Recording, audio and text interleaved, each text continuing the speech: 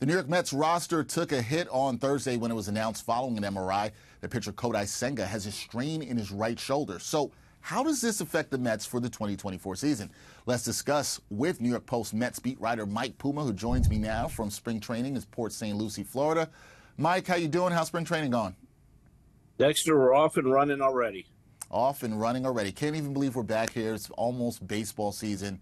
We're just a little bit over a month away. And Mike, the news about Senga comes down, and the Mets ace is expected to begin the season on the injured list. Some Mets fans on social media, they've already begun to act like the sky is falling. But should fans be concerned that Senga could miss a significant amount of time here this season? Yeah, I wouldn't necessarily say the sky is falling at this point. We don't know the extent. The Mets are calling it a moderate strain.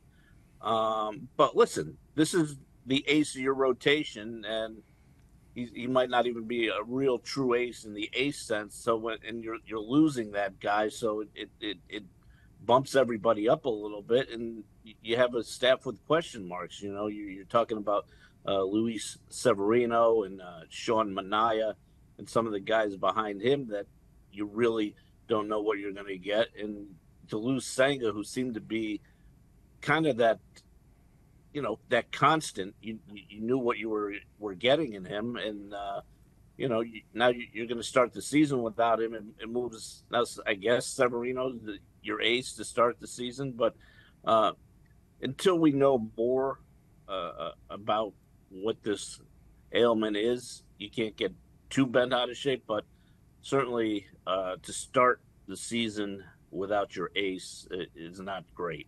Yeah, not a great position for the Mets, but as you said, still more information to come on how long Senga will be out. And with that, Mike, for however long Senga is out, how do the Mets go about replacing him, and should they be looking at external candidates to bolster their rotation here? Well, for now, the company line is they're going to dig into their depth, which includes guys like Tyler McGill, Jose Butto, Joey Lucchesi.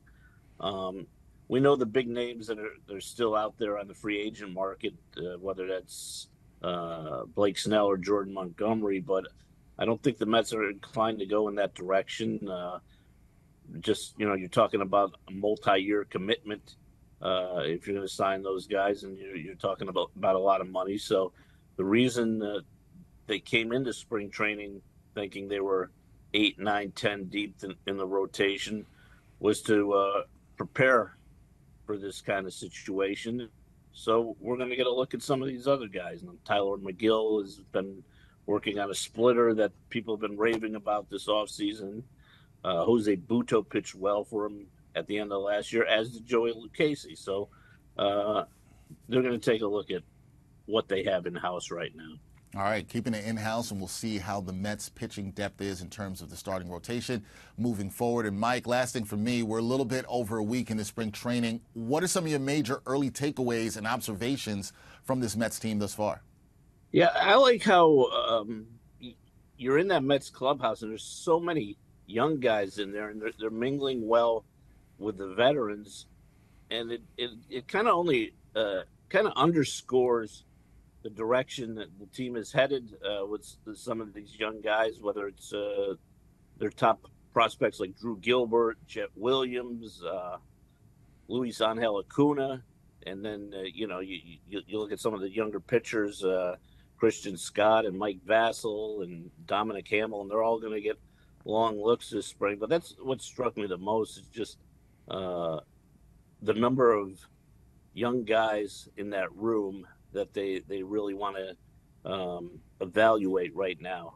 And that doesn't include, the guys we saw a little bit last year who are still young, whether that's Mark Vientos or Brett Beatty or Francisco Alvarez. So there's a lot of youth in the Mets clubhouse this spring. Yeah, and Mets fans are looking to see how and when some of that youth, whether they're coming up and the youth that's already on the 40-man roster, will make an impact in the 2024 season. So much to go in spring training, although we're very close to baseball season. Mike Puma will be all over it covering the Mets for the New York Post. Mike, always good to see you. Enjoy the weather and your time down in Florida. We will talk soon. Take care, Dexter.